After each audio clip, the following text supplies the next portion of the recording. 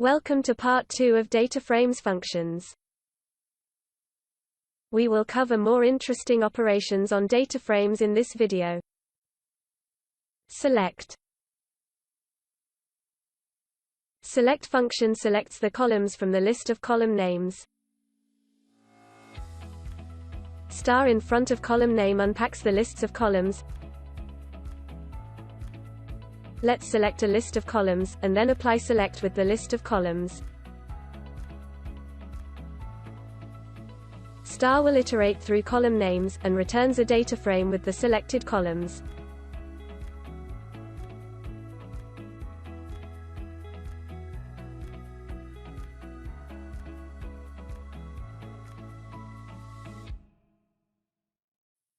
Distinct.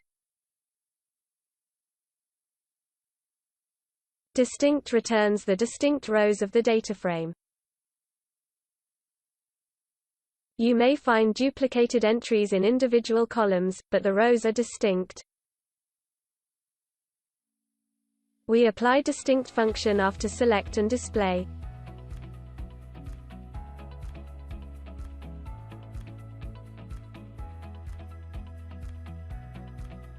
As shown, the rows of the data frame are distinct.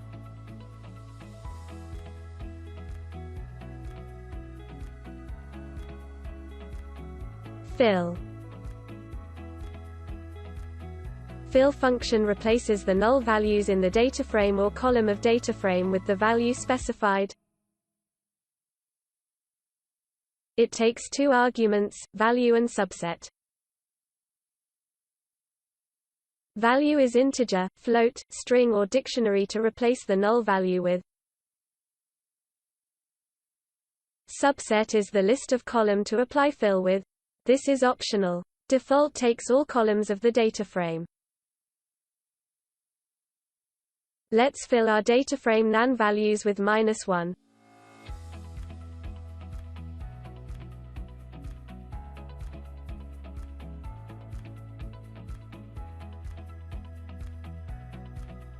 As seen in the output, the nans are converted to -1.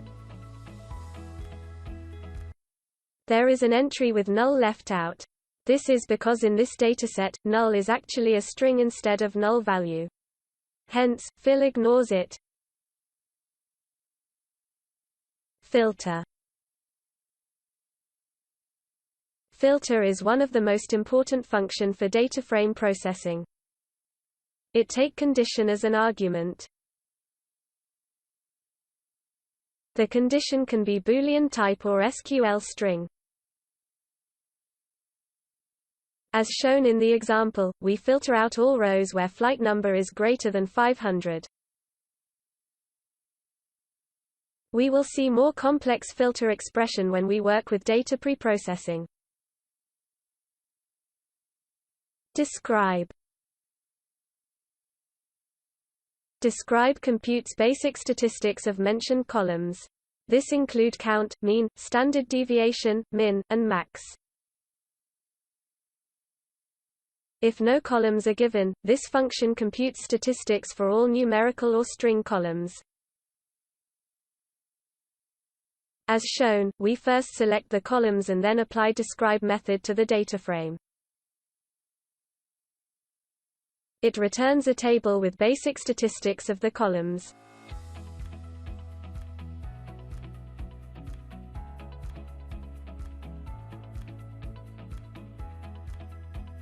Summary. Computes the specified statistics for the given columns.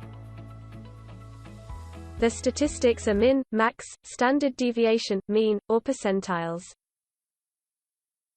If we do not specify any statistics type, it will display all basic stats along with quantiles. Let's apply to our data frame. We select selected columns and apply summary function to it.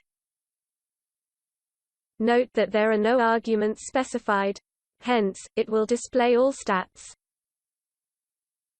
As shown in the table, we get all stats including quantiles of the selected columns.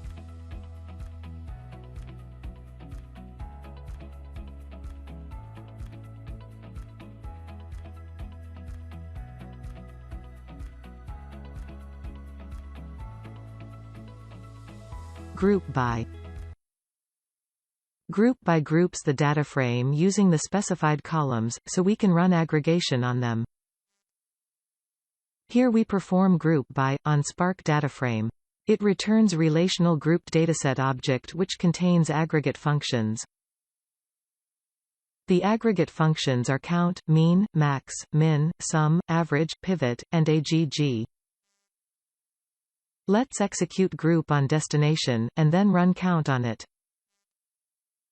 Note that count is an aggregator that is run on group by. As shown in figure, we get the count of grouped destinations.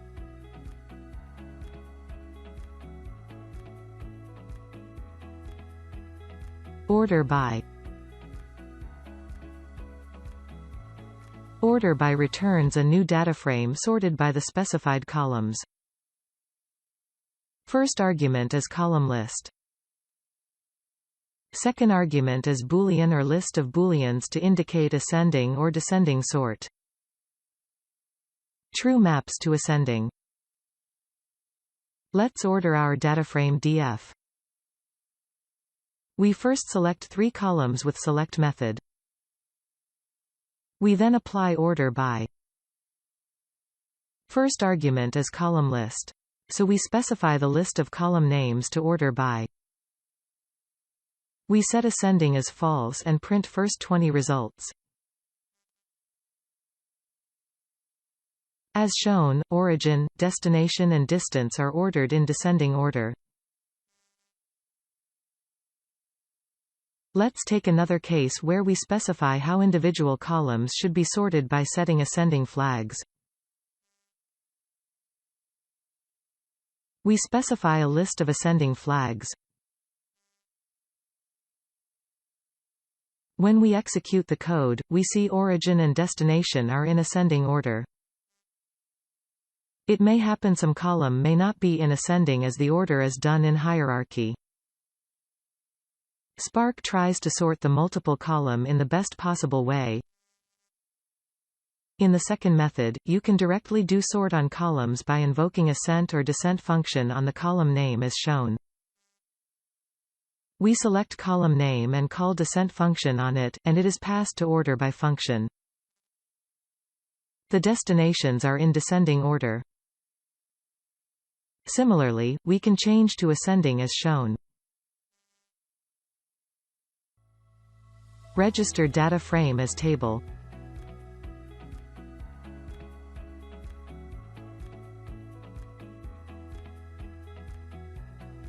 Register data frame as table is very popular function which allows the use of SQL commands on the data frame. This table is temporary and is alive as long as SQL context is alive. It takes data frame and table name as argument. It is part of SQL context class. As shown, we first register the dataframe df as a table. We then compose SQL query string to select destination and distance. The query is then passed to SQL context SQL function. It returns a data frame after applying SQL command. As shown, we have selected 2 columns using SQL command from the data frame.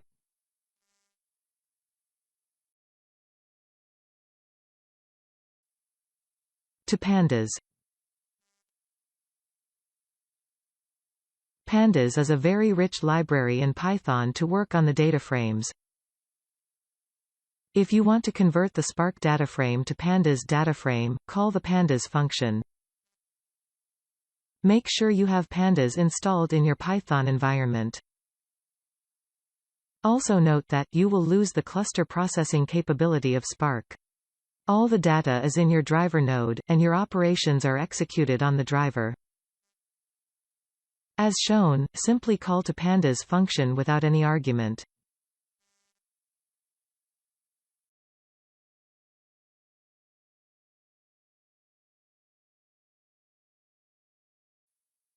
Finally, our last function on the data frame. Write function is an interface used to write a data frame to the external storage systems. As shown, we call the write function, specify the mode and then the format of the file with the file name. Here we store the data frame into a file named dataframe.csv. We have come to an end of DataFrame videos. We learned about 17 different methods to work with DataFrame. This should be sufficient for working with large-scale data using the DataFrame class. Next we will learn about how to work on clustered environment using various cloud platforms. Hope the video was helpful. See you in the next video.